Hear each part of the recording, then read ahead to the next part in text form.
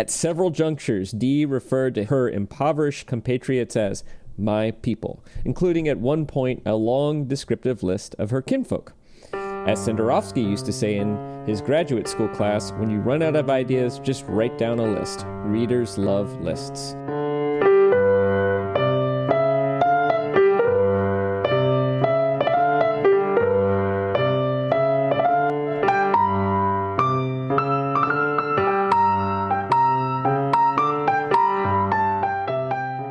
What 747? Well, there aren't really many 747s anymore. This what is my point. Right. Your metaphor was perfectly valid with 747. You did not need to edit the metaphor into 737. I know, but now if we move to a 737, think of the opportunities. True. Doors falling off outside of Portland. It's a darker metaphors that we won't go to. Well, it's also it's a different kind of airplane too, right? The 747 is the massive, the apex of the airliner, the passenger airliner, whereas the 737 is like the Honda Civic, although recently more like the Ford Pinto of airliners. But we're like mid-try digression right now, so why don't we go back to the sentence I interrupted you, and then we'll finally get the show on the road. What 737 trip would not be improved by a barrel roll or a loop-de-loop? Most. Although I believe it was someone in your vicinity, Portland and Seattle, who stole a Dash 8 and then proceeded to do several loop-to-loops and barrel rolls before crashing it into the Puget Sound and dying, sadly. Oh, but, that is... I believe this was determined to be a very elaborate suicide. And prior to it, he was the air traffic controller. People were talking to him, or the military, and he's like, "Don't worry, I'm going to bring it back. I just want to do a few loop-de-loops and things. I've been playing," and then he names like some flight simulator game. Then proceeds to do like 3 or 4 very impressive barrel rolls in loop-to-loop, having never piloted an airplane before. But oh my goodness! But as you know, probably the hardest skill for any airline pilot to learn is landing. But we also don't know whether he ever intended to land or not. But you should look up the Dash 8 loop-to-loops. I don't know the Dash 8. I don't even know that airplane. That's a workhorse propeller plane that often small airlines use, and it has survived to this day because it is incredibly fuel efficient. And so, for example, there's a tiny airline that used to fly right over my house in Chicago with a Dash 8 that was moving very, very slowly, but they specialize in flights from Toronto to Chicago, and they compete with all the other major airlines on cost because the fact that they're using Dash 8, they can keep the cost way low. And sure, the flight takes like a half hour longer than a jet, but like whatever, Who cares? Is it sort of is it similar to like the Bombardier 80? Yeah. Like that kind of... Bombardier 80s may be longer and sleeker, Dash 8. But, commuter jet, you're going to do 2 seats, row 2 seats. You're going to maybe seat 40 people inside. That's it. I used to do a lot of Dash 8 flights when I would fly to like visit my mom in Kentucky from Virginia, that kind of thing. Like lots of But it's a workhorse. It's kind of like the 737 of props to of the prop world. We're doing the second part of Gary Shteyngart's Our Country's Good. But before that, we have some announcements. So we have decided a number of people. And by a number, I don't mean a large number. That number could be 3 or 5. But some of our listeners have expressed a desire to support the work that we do on Upper Middle Brow. And in particular, we do have some fixed costs associated with the podcast. So we decided to go ahead and create a Patreon as a way for people who enjoy this podcast to throw a little support our way to help us cover some of those fixed costs, some of our marketing costs, etc., and also stay engaged with us because Patreon does allow for various listener engagement tools. So we have started that, and I will turn it over to you to share a few more details. Oh, I see here that I was supposed to not say that we're doing it on Patreon. Oh, well, you wrote it, so that's okay. we can adjust. Where would people find our crowd support? Where would people find the way to support us? Well, you're going to find the link in the show notes because I am not going to read a link to Patreon. It's something like patreon.com _ something middle, right? It's something like that. Yeah, totally. /C / middle. Yeah, it's a lot. But there will be a link in the show notes for our shows going forward. And we have there are 6 tiers that you can get in on. There are 3 that we are kind of thinking are realistic tiers, and then 3 that are perhaps aspirational tiers. And what you get as you go up the tiers, other than our undying and eternal gratitude, you get some bookmarks that are built off of all of the Instagram tiles that we have created over the past 2 years. The first bookmark, in fact, summarizes all the books that we read in season 1. And then the other bookmarks are going to be kind of released via our social media over the next few weeks and months. But that's not all. You will also get the chance to hear your name read out loud on the show. You get access to our Discord server where from time to time we will hang out and hobnob and talk about books and post memes and stuff like that. But if you give us $3 a month, you'll get your name read out loud. You'll get 1 bookmark. And if you bump up to $5 a month, you get 2 bookmarks and your name in a shout out on the show. At $10 a month, which really, if we could get 10 people at the $10 a month level, that'd be amazing. That would pretty much take care of our fixed costs putting on this show. Jesse's going to talk a little bit about what those are in a minute. But at $10 a month, you get 2 bookmarks, your name read out aloud, our access to our Discord server, and this is pretty cool, a 30-minute editorial meeting with either Bag or Dukes to help you shape a creative project that you are working on. A podcast, a script, a short story, a poem, anything like that. We'll sit down and we will workshop it out with you. Both Jesse and I are professional writers and editors and have spent a significant portion of our lives honing those skills. Above that, we've got some aspirational tiers at the Chekhov, Wolf, and Shakespeare levels. And for those, I will refer you to our Patreon account. But you do get a lot more bookmarks. And you get some deep time with Dukes and Bag. Okay, so I'm not going to go over the entire line item budget, but what I'll say is our fixed costs include things like our domain name, uppermiddlebrow.com, a WordPress website, which is what we use to publish the podcast, a Blueberry podcast feed, which is the audio hosting and statistics service. Also, the depreciation of the equipment that we use to record our tapings, web storage, the books that we purchase. We estimated all of those expenses at $924 a year, which actually comes very conveniently to $77 a month. So that's what we'd really be amazed if we could cover. If we could raise $77 a month in contributions, that would be incredible. We also have some aspirational costs. We'd like to spend a little bit more money on advertising and promoting the show. We could print out some of those wonderful bookmarks and leave them in little free libraries along with a link to the podcast.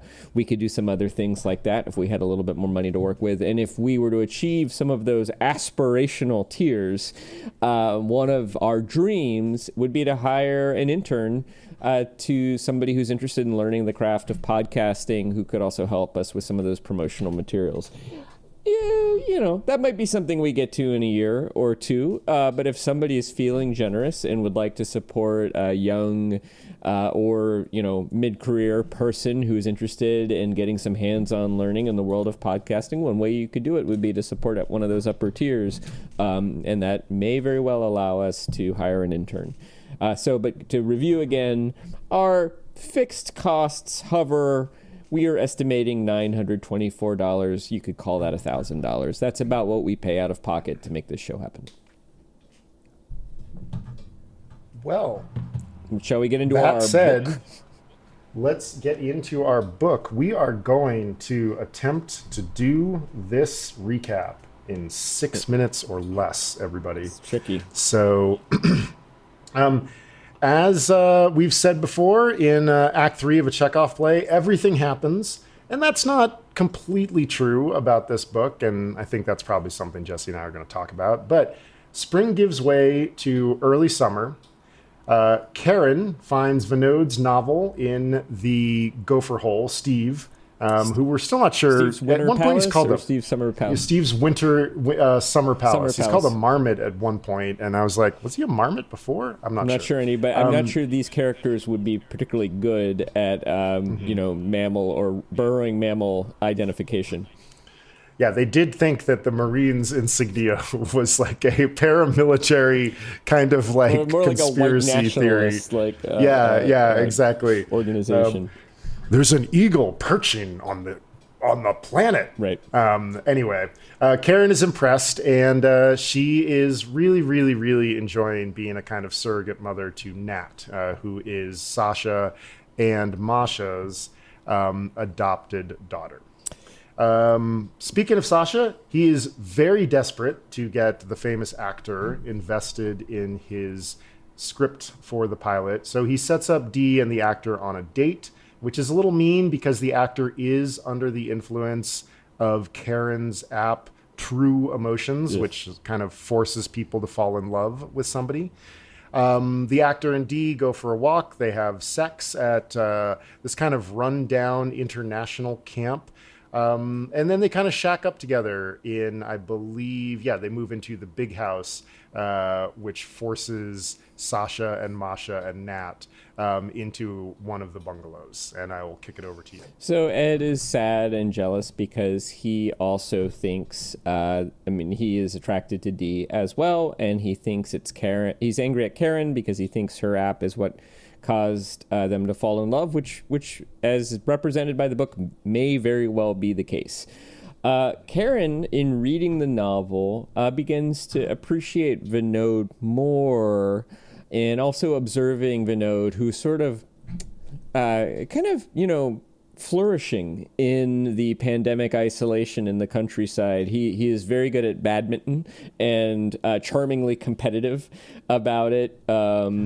And so we get the sense that maybe there's a burgeoning attraction. Karen has known Vinod for a very long time and has always been a dear friend, but has never apparently returned his feelings about her. But maybe that's changing.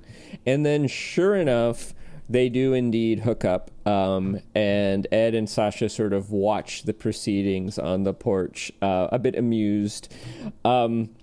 After they consummate their attraction, we gather through context that Karen shares both the paper manuscript and the story about where Sasha had hid the paper manuscript, which is a deep betrayal.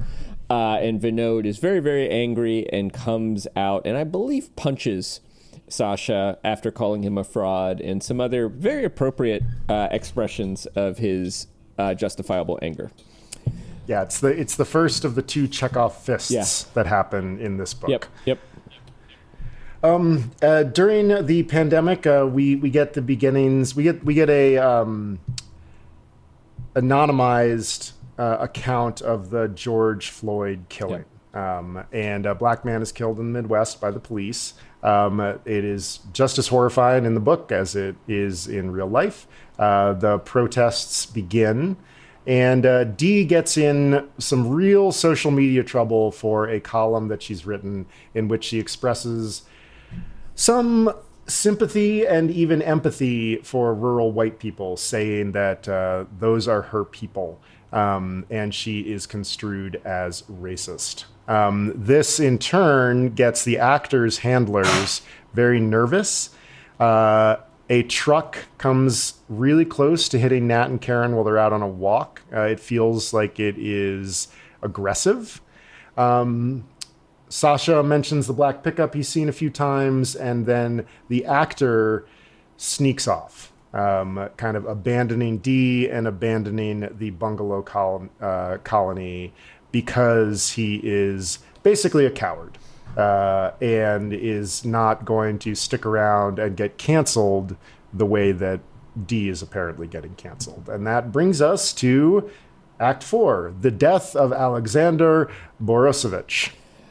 So nobody really misses the actor, not even D, who he was having an affair with. And then rather quickly after he is gone, Ed and D go on a kind of outing/date to a nearby town. They have a delicious meal. They confess an attraction to one another and then begin a romantic affair pretty quickly. Around this time, Sasha and Masha's marriage improves, maybe because, again, the actor's not there to stress either of them out.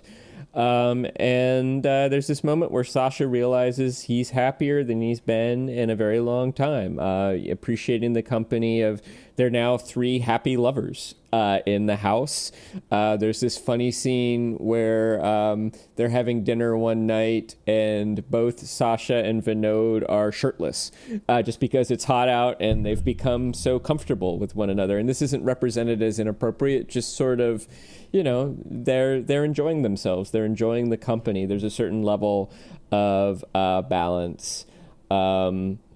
But there's also a sense of tenuousness because without the money from Hollywood that was sort of tied to the actor and the script, Sasha realizes he's probably not going to be able to pay the mortgage on the bungalow colony, and it's all going away. So he's sad about that, and he is mourning it, but he's still happy with the convivial life until we hear the crunch of gravel on the driveway. Mm-hmm. Yeah, and I think I sent you a note that I was like, things are going so well, and there's more than 100 pages left in the book. Yep. And that crunch of gravel is the actor coming back. He's not well. He's being driven crazy by his love for D. They take him back in. Karen does a kind of immersion therapy on him to fix him. She thinks that there might be a cure for true emotions. The actor leaves again, perhaps better from perhaps cured of his love for D, but not cured of COVID, which he has given to Karen, which she passes on to Vinod, who only has one lung. This is Chekhov's virus. Not good. Yes, Chekhov's virus. Chekhov's lung surgery. Yeah, the actor has kind of been squatting nearby, and the black pickup has been watching his solo performances, which is interesting because we've really thought the pickup was kind of a menacing figure, right. And it is beginning to perhaps not be. Vinod does, in fact, to get COVID, and a whole lot of the end of the book is taken up by these amazing kind of fever dreams and flashbacks, including one where he and Karen actually become lovers at an early age. The actor shows back up with the pickup guy, cured of his love for D, but we get the second Chekhov's fist as Karen runs across the lawn and decks him. And there's this wonderful description of him trying to kind of orient his like balance and inner ear and vestibular system while he is like plummeting towards the ground. It's a very nice sort of moment. So the next scene, we sort of cut ahead in time. It's a few weeks later. Vinod, I believe, is up on the balcony, social distancing with Karen. He's in and out of kind of consciousness. And the actor has instigated a local performance of the play Uncle Vanya. And this is a gesture of apology to Vinod. And it's thought that it will help promote his book, which we think there's now a publishing deal with. So it's an attempt to promote the book. The actor seems genuinely less selfish and like he has become now a better person than he has been throughout the entire book. And that, to me, reads as sincere. And he apologizes once again to Vinod, who sort of takes him to task for being selfish, self-absorbed. But apparently it's also a pretty relatively successful, like DIY performance of Uncle Vanya. There are some powerful moments. The actor plays Vanya, Sasha plays Sarah Brodsky, Ed is, or is Ed Cerber? I've forgotten. I believe Sasha is Waffles, which Sasha's is perfect. Waffles. Ed is the old professor, and we never learn who the doctor is. D is, of course, Elena. Yeah. And then Vinod continues to have a series of flashbacks and hallucinations until, I didn't make the notes here, until we gather that he does die because we have a scene with Karen and Sasha making some memorial arrangements. There has been a solution to the dilemma around the estate. Karen has purchased it. She's going to build another house there, but she's going to continue to let Sasha and Masha use it, which also means that Nat will be there, which kind of gives us the sense that Karen, Sasha, Masha, and Nat are going to be a kind of modern family. And I think what I find sort of nice about the ending is there is this real sense in which Vinod has brought all of these characters together. And they have kind of decided that they wish to continue to be in one another's lives. And one might even argue they all seem a little bit less selfish and a little bit more oriented to the things in life that are important. That is how the book ends. Yeah, Ed and Dee kind of... they move in New York. Yeah, and it seems promising. Yeah. You know, it seems like a good match. I mean... It is, it's the Bruce Springsteen song. Like, we have paid a blood debt of Vinod, so that it is Khalid Hassan's lamb. Vinod is the lamb. Exactly. Yep. Yeah, in order to heal the circle. Yep. And and it ends in New York City. I believe they're all on sort of a rooftop terrace, celebrating Vinod's life. Yeah. When we talked last, and certainly for maybe the first half of Act 3, the parallels to the Chekhovian structure were real clear, and it felt very apt. I was wondering if you felt like it was drifting away from that as in the sort of final third of the book. Yeah. And if that changed anything about your experience of reading it. I definitely think it does. I would actually say this book I think that the structure of the two Chekhovian plays that we've read, the characters start unhappy. They kind of continue on an unhappy trajectory. There's a little bit of hope that maybe brings them close to origin, but then the hope is dashed in a series of dramatic events, and then they finish probably a little less happy than they were when they started. So even less happy, but not quite as bad as they got to in the third act. Uh-huh. That is, to me, the structure. I think this is different in that, something more tragic than... Chekhov's stories are about the tragedy of a misspent life, the tragedy of declining expectations, of failed hopes and dreams. In this novel, you have a deeper tragedy, which is the most likable, the kindest character, the wisest character, dying young, sadly, tragically, right when he has finally achieved the love of his life, which is heartbreaking, but that death actually has more meaning and purpose in terms of changing the characters and their relationship to each other than I think we see in any of the Chekhovian plays that I've read up to this point. So I think it's a much more uplifting story than our Chekhovian plays. It's operating in the same milieu, but Gary Shteyngart, and this is funny because he's largely known as a satirist, actually tells a story about redemption and about found family and about the power of love and regret to allow us to affect change in our life. And it's actually a very hopeful story. And I think I like that. And I also don't even really find Vinod's death to be all that tragic, even though in some ways it is. But there's a moment where Vinod is thinking to himself about his life, and he's like, I've been to Budapest, I've been to this place, I've been to that place, and I got to see Karen naked, And that's right. I got to see the love of my life with her pants off. That's the line. Yeah. And so he ends happy. He goes out happy. And one doesn't sense that Vinod is bitter about, he's bitter in certain moments. I don't know if he also, I kind of feel like he gets a chance to tell everybody off. At some point, Vinod tells everybody off in this novel, but it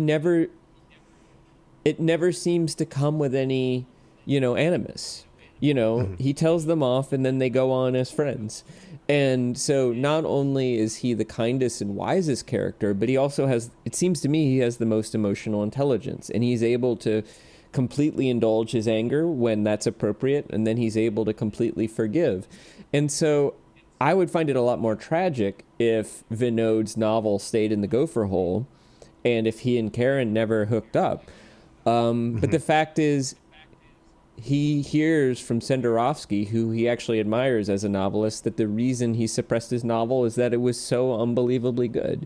And what does anybody who's writing a novel at 20 want, right? They want somebody to like it and to think that they're wise and profound.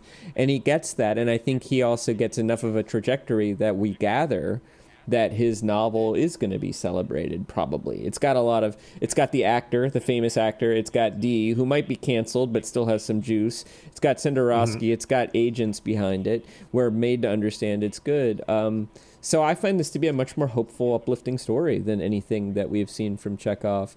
And I think I actually like it. I mean, I think I'm still settling into Chekhov in the way that, you settle into a movie like 2001: A Space Odyssey. Like the first time you watch it, you're sort of like, I don't know what that was, and I don't know if I like it.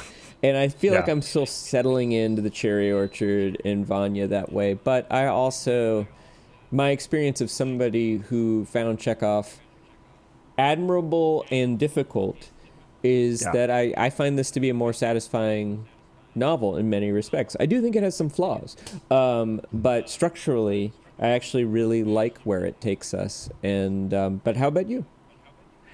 I'm really impressed that he manages. So, when you do something with a shtick or a gimmick, when you decide, okay, I'm gonna do this thing, and it's you're not just telling a straightforward story. You're the conceit of it is I'm gonna try something, and that's part of it. The thing that I'm trying is part of the art. It's not I'm not just going to write a poem. I'm going to write a sestina in the style of blank. Or you know what? I'm going to write a sonnet crown. Do you know what a sonnet crown is? No. Fucking bizarre. 14 sonnets. Oh. The last line of the first sonnet has to be the first line of the next sonnet. The final sonnet in the whole series has to be composed of lines from all the sonnets. Of lines from the final lines. By the way, as I hashtag life goals. This is, mean, you are the poet here, but I occasionally write poems, and this is exactly the kind of book of poem that I would want to write. Yeah. I mean, you write good formal poetry. You write, that's impressive. But what I think is amazing here is Gary Shteyngart is I'm going to write a sonnet crown. I'm going to write a novel. Write a Chekhovian novel, right? Yeah, that is so. And then he manages to. I sort of think about halfway through Act 3, he's okay, let's take it somewhere else.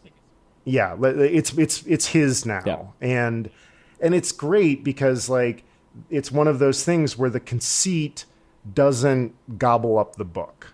And I think there are some flaws too that I've got some questions about. But I was interested if that was your experience also of seeing, this eventually becomes different. Yeah, totally. And I think, the other thing to say here perhaps is that, at this point, depending on when you count it, we've had something anywhere from 70 to 30 years of metafiction or postmodern fiction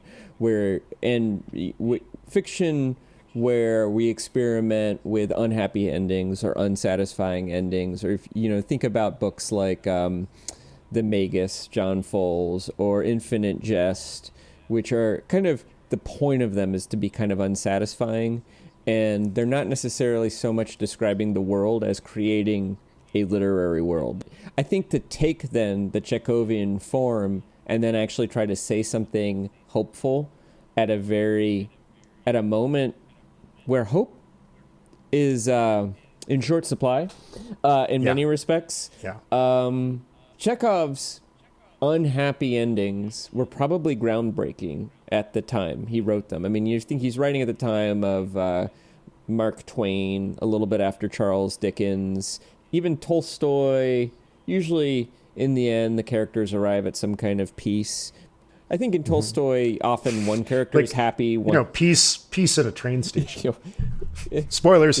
Yeah. I mean, but doesn't the other protagonist of that book ends happy, right? Yes. Yeah. It's kind of like so yeah, and again, you have tragedy and you have happiness, but that in Chekhov, there's a real dearth of any kind of redemptive quality for any of the characters. Often, there's very little to we see people in decline, sad. To me, it feels like emotional realism, sort of sociological realism.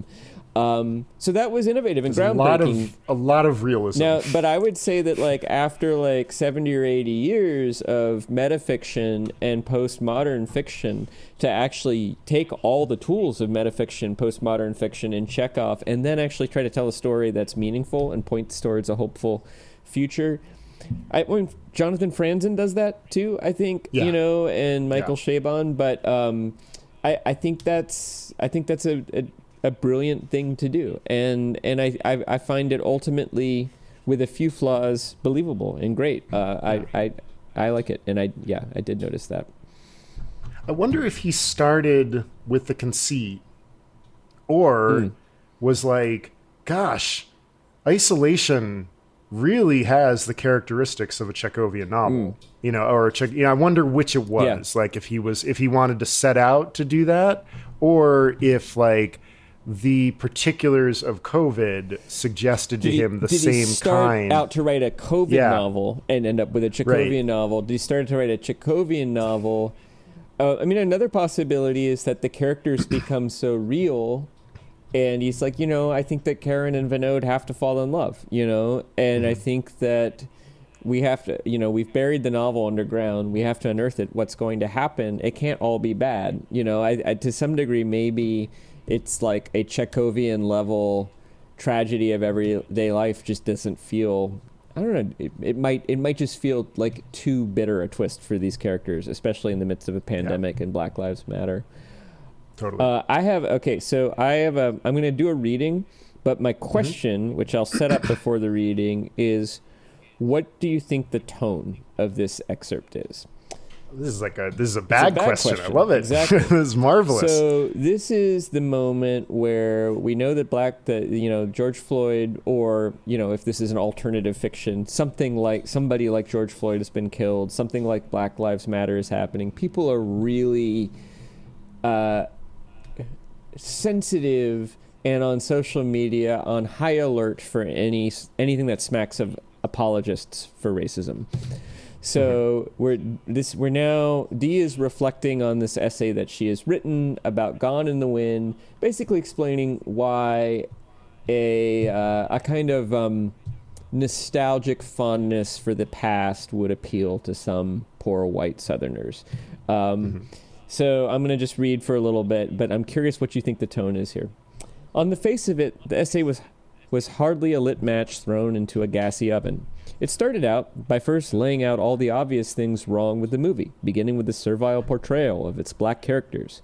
But then the essay pivoted to the poverty of its viewers, the Cameron family included, and a longing for a fabled romantic past these Scots-Irish folk had been forced to live off after everything else, the jobs, the hope, had been taken away.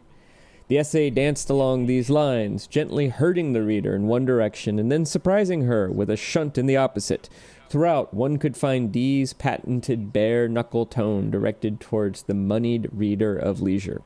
How dare this reader not consider the sources of Dee's poverty and her own complicity within the scope of rent-seeking capital? How dare she condescend to young Dee for her love of the only narrative in her life that wasn't disposable trash bought at the facial care aisle of the Piggly Wiggly? At several junctures, Dee referred to her impoverished compatriots as my people, including at one point a long descriptive list of her kinfolk. As Senderovsky used to say in his graduate school class, when you run out of ideas, just write down a list. Readers love lists.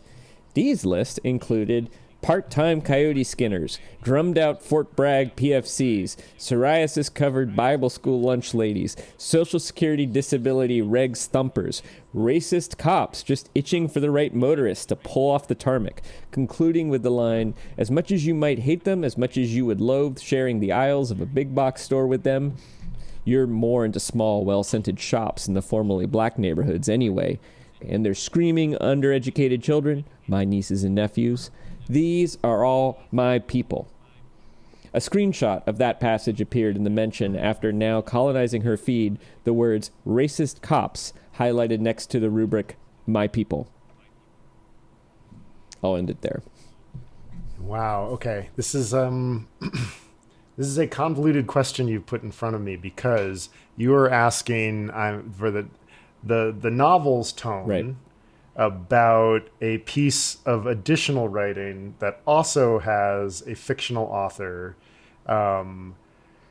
I think, and this is probably projection, but that's all we have when, we're reading books and stuff like that.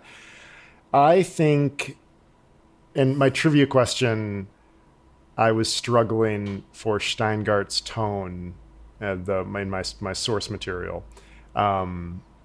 Because I began to suspect that there was a joke happening as I was encountering the source material, which will become clear, reader, at the end of the episode. So keep listening. I think that I think the tone of voice here is measured, nuanced, wary.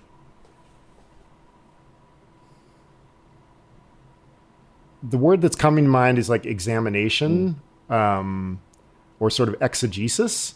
But I think that Gary Shteyngart, I think the tone here is about letting complicated things be complicated, specifically because he calls out the cherry picking of the racist cops put next to these are my people. Seemingly a deliberate misinterpretation of Dee's perhaps clumsy essay.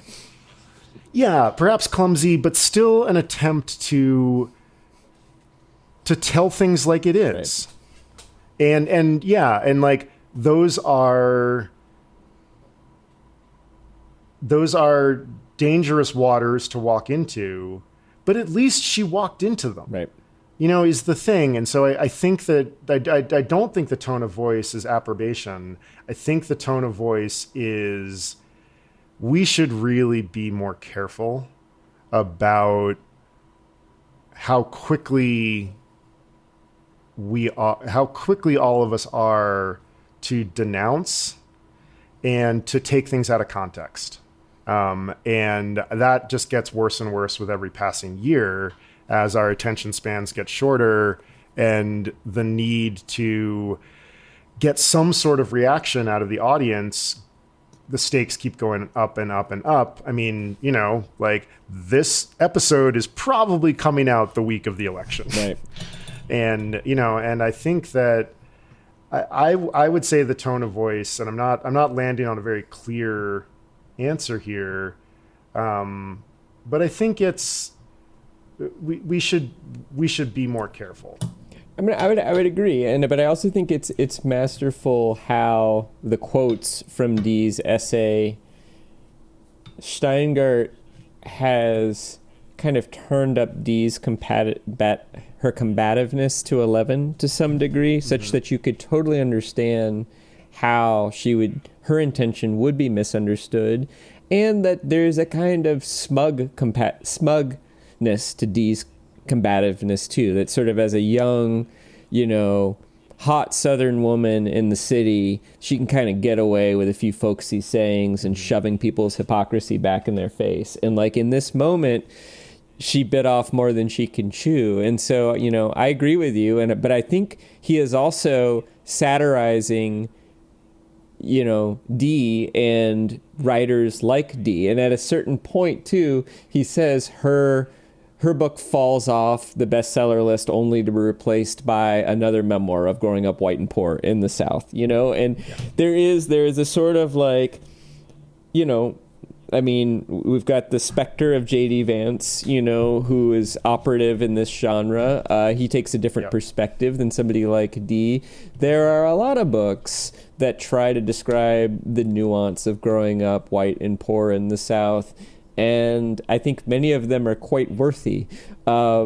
And yet it does sometimes take on the quality of a litany, right? Like, and so I agree with you, and I think this is satire, but I think the target of the satire is not just the people who are misunderstanding Dee, nor is it just Dee, that he is managing to sort of satire both of them. It's like describing an argument between two lovers in which both are being ridiculous, Yeah.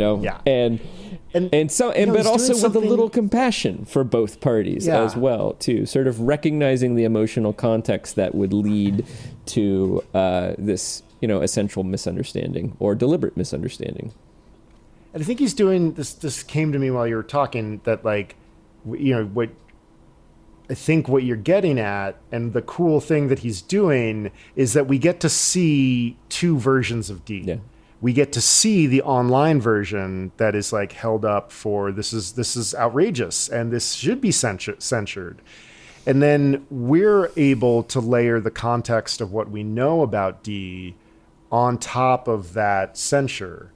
And to be like, well, it's not totally fair. Yeah. But you're right. Like she's been characterized several times as like, she kind of needs to do something to like make a little noise and like that sort of thing. And so, this novel is, I don't know if it's a Chekhovian thing, to be kind of hoist to your own petard. That's not really what happens in Chekhov. Like you said, the tragedy of Chekhov is the tragedy of like what you thought were sensible decisions made 30 years ago. Right. I think part of it, this is why I keep wondering about Chekhov if it's a translation issue, because whenever you have these characters in Chekhov who have this kind of intellectual passion, whether it's this perpetual student in the cherry orchard or the doctor, to me, it may be rendered in translation, the passion comes across, but whatever they're talking about sort of just seems garbled to me.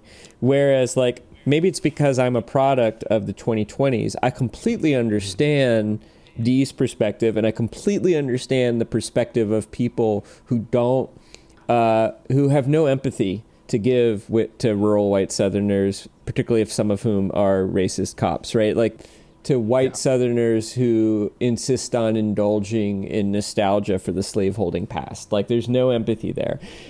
I don't get that same level of sophistication about the world of ideas those characters inhabit in Chekhov, but I don't know if that's just because it's been translated into English and I'm in the I'm sort of doubly removed from it. Like, I actually did study Russian history in that period, so I do know some of what they're talking about. But it does, but also this is also the affordance of a novel, which is you can go a lot deeper than you can go in a play. In a play, you sort of have to rely. Well, I don't even entirely. I feel a lot less confident about what you rely on in a play than I can talk confidently about film. But it's some of the same things: performance, context, the audience's ability to infer much from little, from performance. And in a novel, it's this kind of novel, we're very much inside all of these characters. We don't really have to infer anything. We know what they're thinking. Yeah, in a play, and especially in a Chekhov play, the magic is in the silences. When there's enough setup that we as the audience get to experience the emotions of the characters on stage in these moments of high drama, whether those moments are very quiet moments when you can hear a pin drop, or King Lear in the storm. Yeah. You know, huge, like Titanic outbursts, or Oedipus, you know, that kind of thing. But, you know, in a novel, like, there are no moments of silence. Yeah. The narrator just keeps talking. Yeah. and we are given a lot more. And that's one of the reasons why the novel is such a rich fabric, in a way that, you know, the pleasures of a play or a film in a lot of ways are the pleasures of what is left out. And the pleasures of a novel are the fact that we get so much. Right. It's interesting. We think of the novel as the medium that requires the more imagination, and film and theater as requiring less imagination. But actually, you know, I don't know that that's always the case. When it comes to the emotional life of the characters, I think that film and theater is often asking us to use more imagination. You know, we can read the face, but we don't know what they're thinking. Whereas the novel often takes us into the brain if it's done well. I feel like there are some red herrings in this. I feel like the like contempt with the novel is kind of dispensed with a little too quickly. Like Vinod doesn't, like, yes, he punches Sasha, but then that's kind of it. The black pickup truck, and maybe that's part of it, that it kind of is just a part of like Sasha's paranoid brain. But it feels like there's like a few, there's some real loose ends. And I wondered, and I particularly felt that in the final, 40, 50 pages of the book. I wondered if you had that feeling too. When I think about this book, I have a very clear picture, like up until early Act 4. I kind of feel like it could have ended after the performance of Uncle Vanya and Vinod's death. Like, I don't know, maybe I'll go back and read this one day and be like, wow, these flashback hallucination scenes are really great. But it sort of felt like a lot of those were in there because this is a Chekhovian structure and we're only at Act 3.5. So we got to keep going. I mean, this is like, Sonia talking while they do the accounts at the end, which lasts a really long time in Uncle Vanya. There's like 10 minutes of them doing the accounting at the end. You're like, I really feel like this play is over. And they just keep talking about how pointless life is. Accounting and heartbreak at the same time. It's my dreams. So, the black truck red herring to me feels clumsy. It also feels like a kind of clumsy attempt to poke at the kind of, city elites paranoia about rural people. And then, but then replace it with something that, you're like, a super fan who follows the actor around and shines his high beams on them is not equally creepy. I kind of feel like the way we dispense with that feels weird to me. The way, I could do without true emotions, to be honest. I think to me that feels like one of those, it might be like one of those early ideas that he had to drive the plot forward. But I actually think that the actor's own selfishness and, as he puts it, self-entitlement is plenty of reason for him to fall in love, or thinks he falls in love with Dee. He's the kind of person who's going to walk into a room and assume that whoever the most attractive woman there wants him and that he deserves her. And I feel like, and actually when I first read that scene, I just thought the app was an excuse for sort of the inevitable flirtation that would occur between these two people based on what we know about their personality type. And then his redemption, I actually think could have been written without his being cured through the weird immersion therapy and then like going off into the woods and acting by himself. That to me all felt very, very clumsy and unnecessary.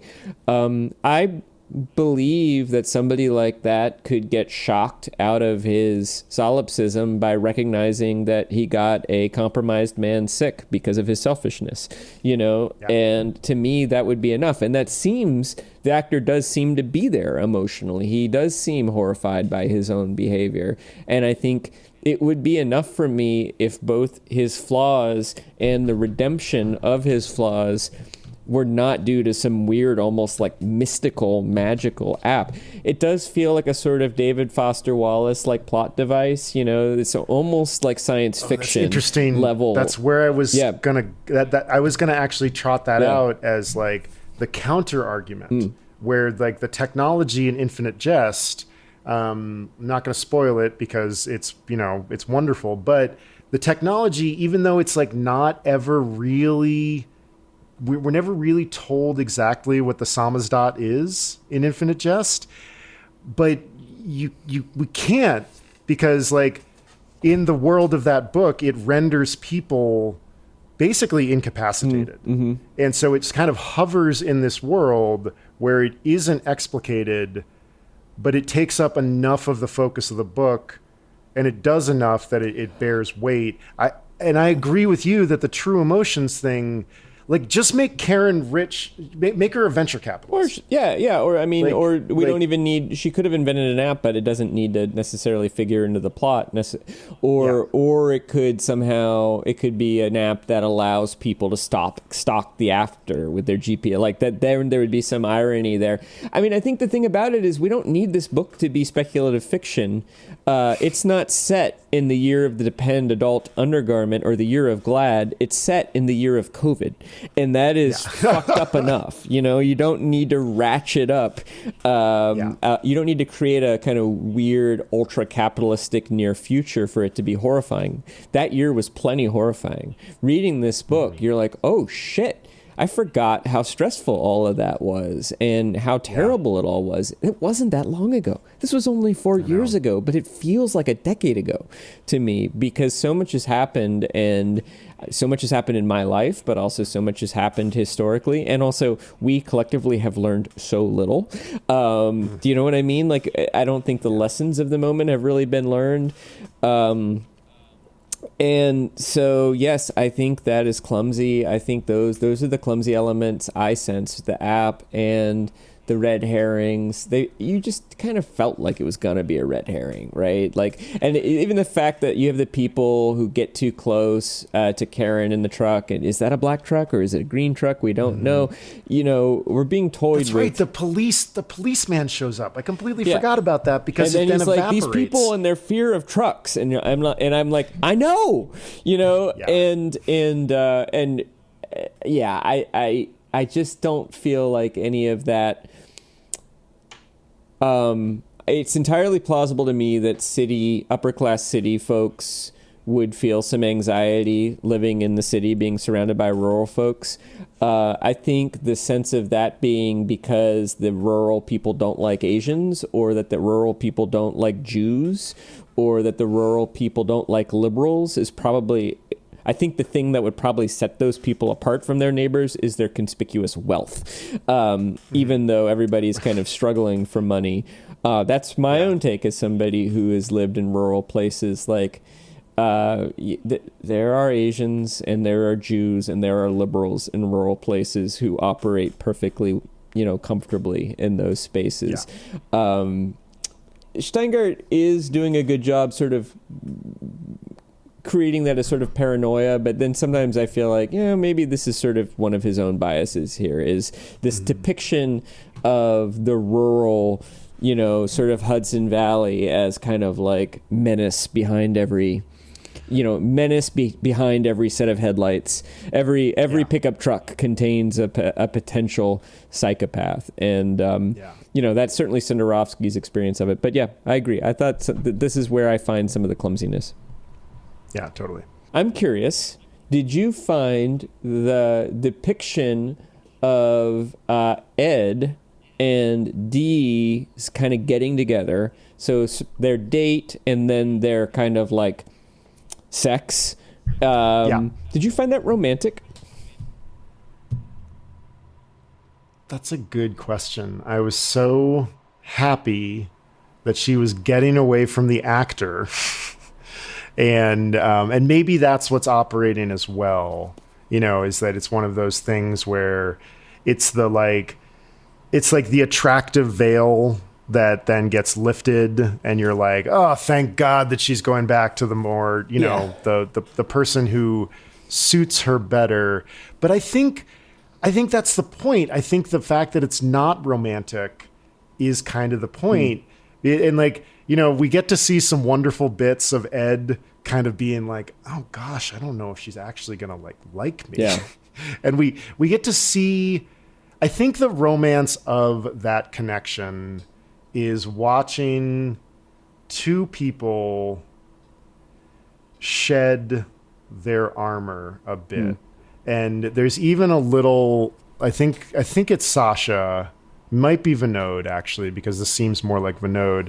Vinod wonders like, how's it going to go for them back in the city, back with their masks? And that's a nice, you know, it's overt. It's an overt metaphor, but it works, you know, because like they're headed back to the city. There is going to be a lot of masking for a while. And they have gotten a chance in this place to kind of shed their outer skin. You know, Ed's kind of peripatetic, keep moving, doesn't actually do much, but we learn more about him, and Dee kind of has her comeuppance as well.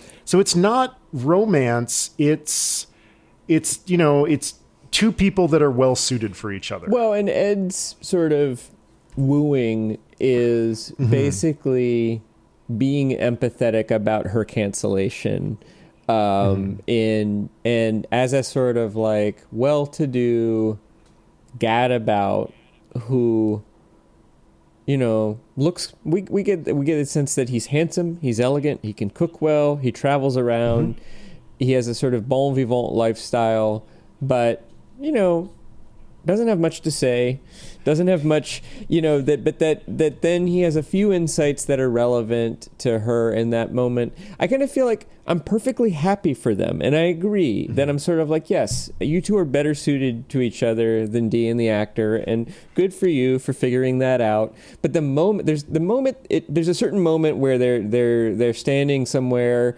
and Ed just says, I think I'm in love with you. And she says, I know, I think I am too. And then it all just feels inevitable. And then I feel like Shteyngart like, I got to amp this up a little bit. So then he just like cranks up the eroticism.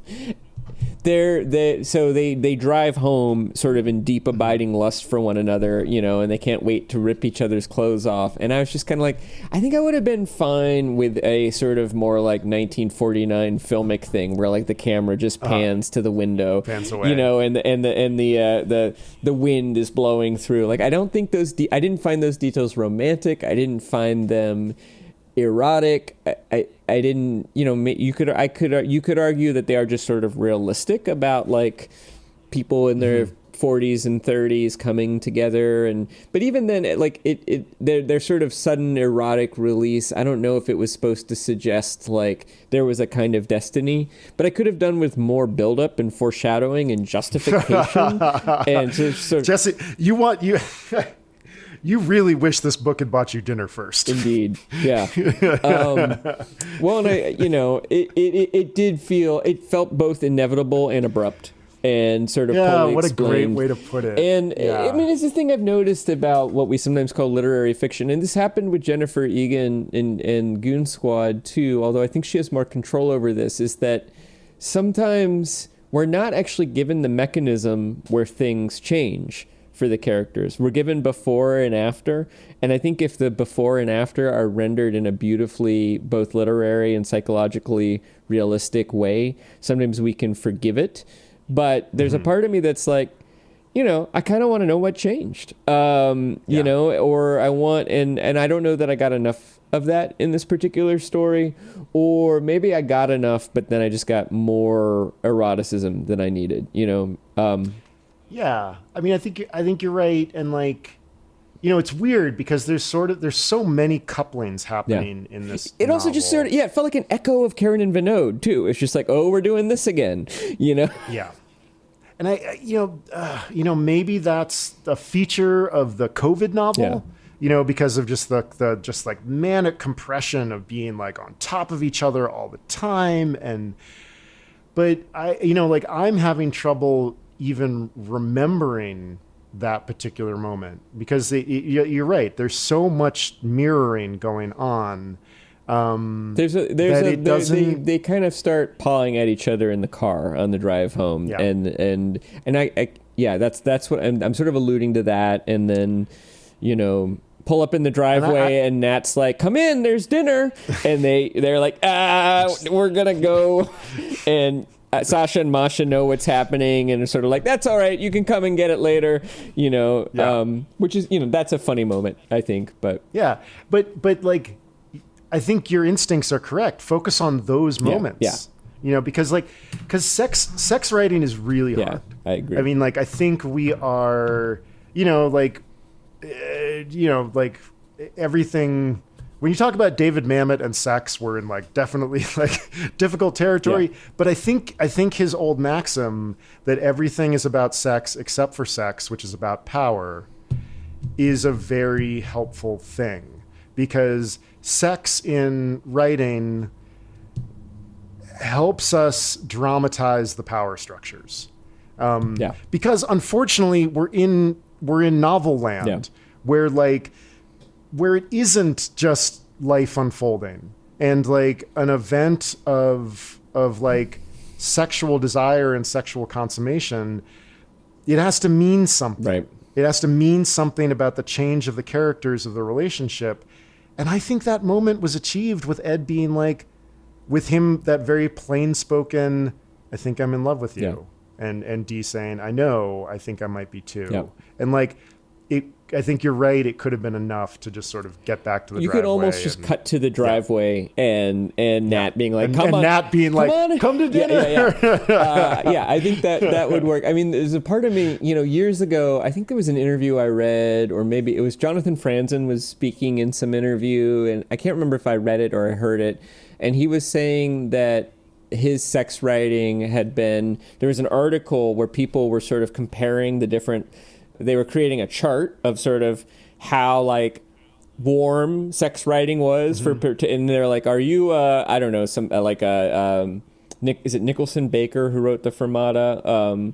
Yes. Yeah. So are you a Nicholson Baker, and then they have a writer who, probably doesn't write about sex before. And then Franzen was sort of right in the middle, and Franzen confessed to being sort of relieved that he had made it to the middle and wasn't at the bottom. And I do think that for literary writers, there's this sense that sort of like your ability and your willingness to write explicitly about sex is kind of like I'm trying to think of a good. It's like a baseball player's threshold for pain. Like it doesn't actually like help you necessarily win the game, but you still want to have a reputation for having it, right? It's like a non-essential category that writers have an odd sense of pride over. And I think Franzen was very endearingly copping to that in that moment, that it matters to him that he is not seen as prudish. And I sort of wonder if Shteyngart's motivated. He's like, well, I got to put some sex stuff in, or else they're going to say that I'm a wimp, I know it's so hard. It is like threading a needle, like the margin of prudishness and the margin of 50 Shades of Grey, they are both wide. Yeah. And like the available lane is narrow. Yeah. And I think that it is one of the hardest things to write about. And like, it's, and I think you're right. I think he doesn't quite get it right. The focus in this novel is a little bit like when you're at the optometrist and like the one of the A or B is like, I could live with this, but I can't really, it's not that sharp. Yeah. Yeah. It is. I mean, and also as you're saying this, I think the Ed D, I think that's kind of they're top tier plots and they're second tier subplots, and I think it's a second tier subplot. I think Karen and Vinod's relationship is more important, Yeah. And Sasha's plight is more important. Even the actor. I mean, the actor is the chaos agent, but then his redemption, I think, is important. Yeah, and so it's sort of like, again, I'm happy for them, I like Ed, and I guess I like Dee. I find her a little annoying, but I also kind of like her while finding her annoying. Yeah. And so I'm happy for them to find a stable, happy relationship. And, I guess that's worth telling that tale, but it doesn't feel as essential as some of the other elements. Yeah. I think we should go to trivia. Okay. But I'm happy to go to trivia if you are happy to skip your last question. Sure. Yeah, happy to do so. I mean, it's a bummer that we're skipping a question about the purpose of literature. Man, I'll save it for another time. Okay. Chris Bagger, what is the purpose of literature? Oh my God. No, that's not the question. Yeah, I'm tempted to assert that one at you, but you know what? Give me 2 minutes. Will you give me 2 minutes for this? Yes, I love it. We're going to tackle we're tackling the purpose of literature in 2 minutes. All right. So not too long after D, the section I read you earlier and asked about tone, there's another section where D is reflecting.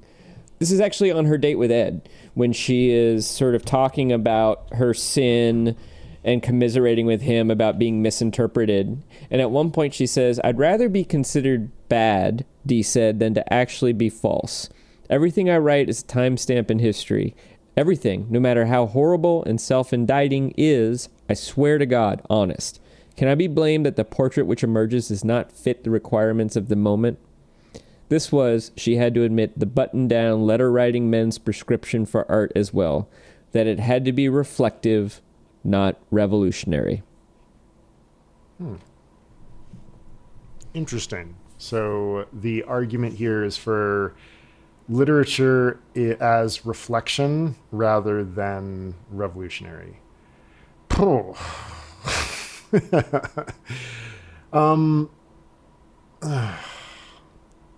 Full of easy questions for you tonight. Jesus Christ. So, like, everything is politics. Like, you cannot escape your history, your context, your upbringing. It all feeds into, it all goes in the hopper. Yeah. You know, like, you cannot excise any part of who you are, even the parts that you are desperately trying to excise. Probably those parts, even more so. I mean, it sounds like you're siding with D on this one. I am, but, I think, well, it's a question of scope. Right. There is some, I don't know. I mean, are we going to make a distinction here between literature and fiction? Or literature versus, excellent reportage? Like, I don't know. Like, what gets to be revolutionary and what gets to be, I think the revolutionary books are still reflective, because the purpose is to hold a mirror up to society. And sometimes that reflection is simply a good book or excellent reportage. And sometimes it goes somewhere that the author doesn't intend. I'm trying to think of an example of like books that have like shaken the world, but they exist. Yeah.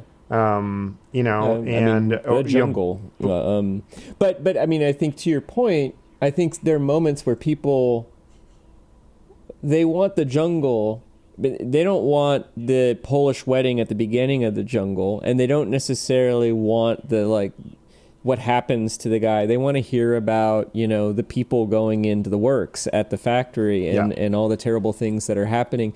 That, the line that Dee uses in there is, can I help it that my writing doesn't fit the requirements of the moment? Sometimes people don't want subtly revolutionary. They want mattresses at the barricades revolutionary. Yeah.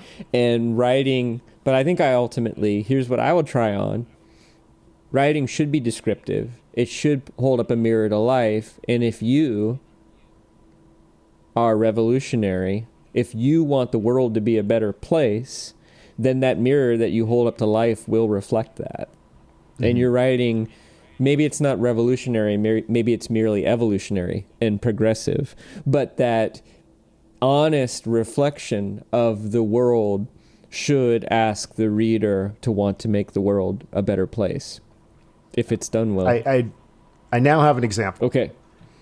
Man's Search for Meaning. Don't know it. Viktor Frankl, written in concentration camps. Yeah. Wow. Oh, yeah.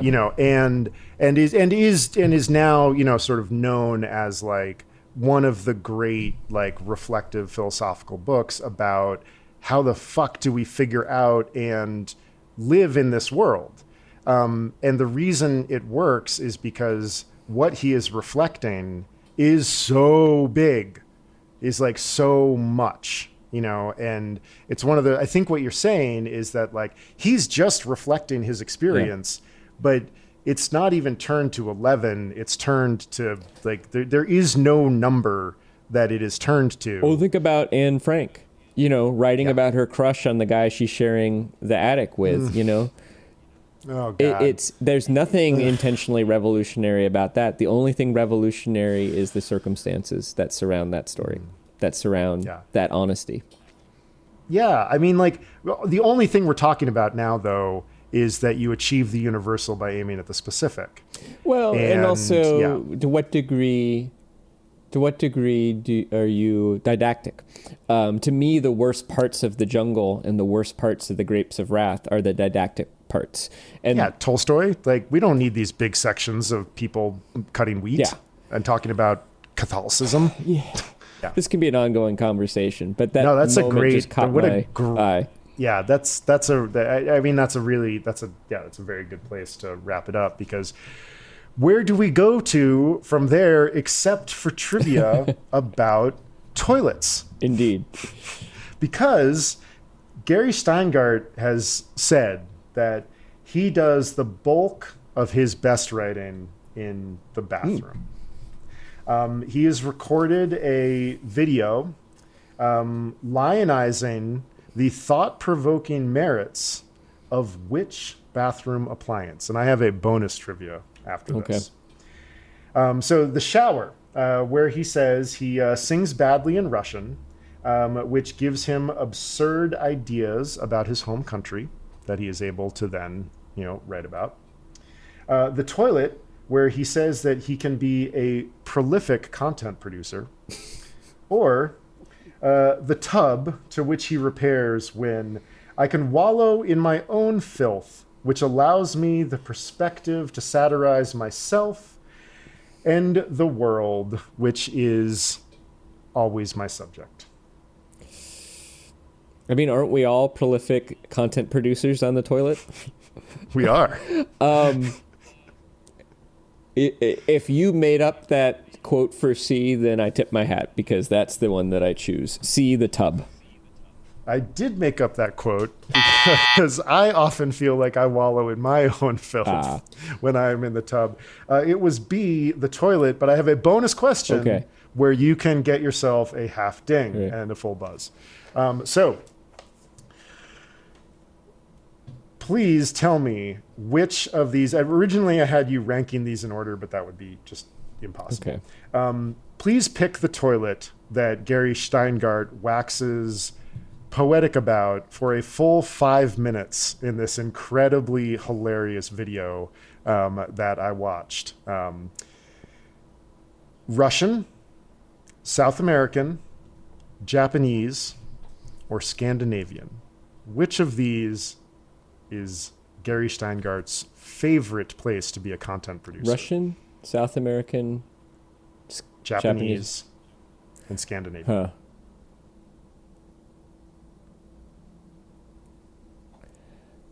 I'm trying to remember if the Scandinavians have those German toilets with like the little shelf on them, which allows you to sort of examine your handiwork before flushing it. I feel like that's more of a German and Dutch thing than a Scandinavian thing. So when it comes to sort of clever interior industrial design, you can never go wrong with Japan. So I'm going to go with Japanese. I'm going to give you a quarter ding.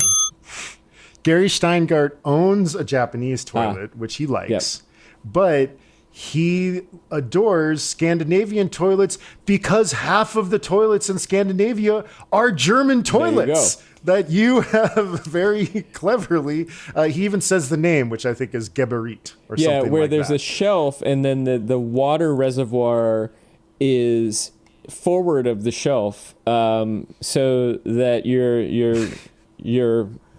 content that you have produced sort of gets to sit there on the shelf for as long as you want before you engage the flushing mechanism. Gary Shteyngart is known to make book trailers to promote his books that employ humor. And in fact, that's what my trivia is about. I'm going to relish my quarter ding. My question for you, though, is which actor was not featured in a book trailer to promote a Gary Shteyngart novel? Was it A, James Franco as a former student and current lover, B, John Malkovich as a rival English professor, or C, Paul Giamatti as Gary's roommate? Yeah, I was going to be like Paul Giamatti as Gary Shteyngart. He would be well cast, right? Like, oh my God, that is, oh God, Malkovich. Correct. Yes. Thank God. Although I was just imagining like Gary's writing does have a certain predictably charming quality, you know. Yeah, that was too perfect. Too that would be too wonderful. I'm going to share you a quick excerpt of both Franco and Giamatti just because it's too tempting not to do that. Let me make sure I have the right screen up. Wait, come on. There we go. Yep. Okay. Share sound. They've changed the layout here. Okay, so you should be seeing. Are you seeing like a grad student? Yes, I am. Okay, so here we go. He came from nowhere. And he's, still kind of nowhere. But he knows how to work the literary world. What was your favorite class of his? I guess a seminar on how to behave at a Paris review party. Well, I do so much prefer early in McEwen to late in McEwen. Well, I do so much prefer early in McEwen to late in McEwen. No, McCanham. It has to come from deep in heart, not from throat. James Franco, please teach this. Oh my God. See, this is real author. Less is more. I actually haven't read his new book, Sad True. Okay, so there's Franco. The other conceit in this particular book trailer is that, Gary Shteyngart doesn't actually speak with a Russian accent, but in that trailer he does, and then it's explained as a sort of delusion that he started enacting at age 16 or something. So Gary, they're roommates, and Gary is building a marshmallow something.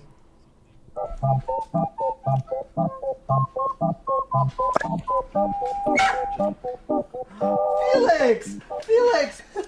Yeah, this must be for roomies. Hold your matches. You got mail. Like on television, you got mail. No, this is for you. Huh? You've been invited to speak at a book club. Book club? Holy. I am author. Brooklyn Heights. Gary, you know what this means. Chardonnay? Cougars. No. Mountain lion will eat my Felix. No, I mean like...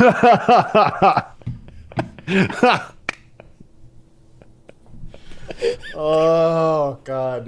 With a heavy debt to Sacha Baron Cohen. Yes. That particular setup, but Mountain lion will eat my Felix. Yeah, exactly. That is. You know what this means? Chardonnay? No, cougars. Cougars. Yeah, wonderful moment. Oh, yeah, that is great. Chris Bagg. So, wait, are you? Before we get to what's next, are you going to read this again? Yeah, I'm going to read this again.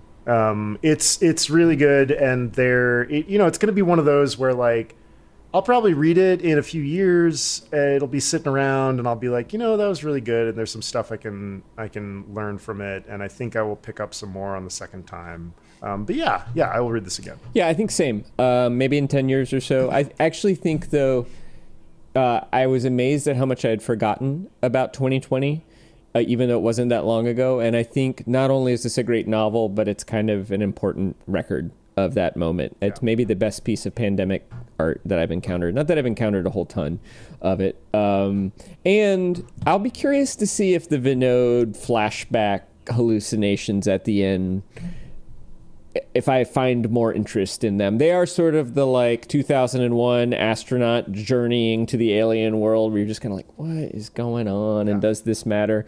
There were a few fun moments with Sasha's dad in the flashbacks that I enjoyed, but those were mostly just kind of like set piece humor, cross-cultural immigrant humor. But other than that, I was just sort of like, I don't know. But I don't know. Maybe I'll find some virtue there that I didn't find before. But I do imagine picking this book up again one day.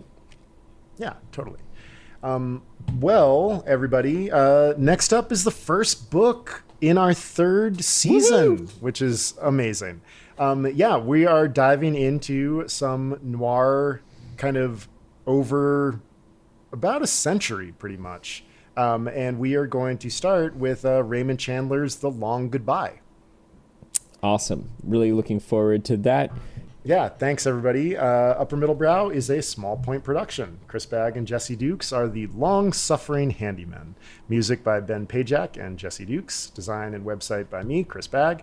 And you can learn more about us and find our listener survey at Upper Middle Brow. And we have an announcement about the listener survey.